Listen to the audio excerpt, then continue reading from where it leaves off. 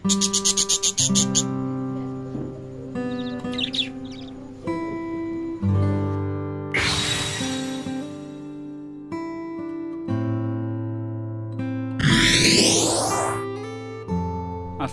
আলাইকুম, কেমন আছেন সবাই? আশা করি সবাই অনেক ভালো আছেন। আল্লাহর রহমতে আমিও ভালো আছি। আপনারা এর আগের পর্বে দেখছেন পাখির 3টি ছানা ফুটে। এতদিনে বাচ্চাগুলো বেশ বড় হয়ে গেছে। 2 দিন আগে হঠাৎ করে একটি বাচ্চা মারা যায়।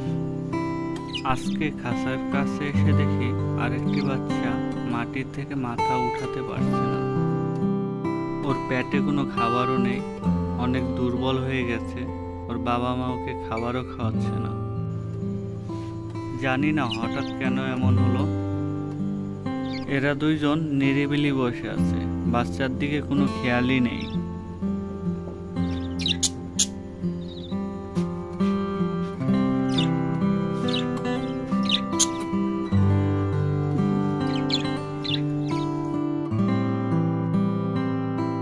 বাচ্চাটি ওঠার জন্য অনেক চেষ্টা করছে, কিন্তু উঠতে পারছে না।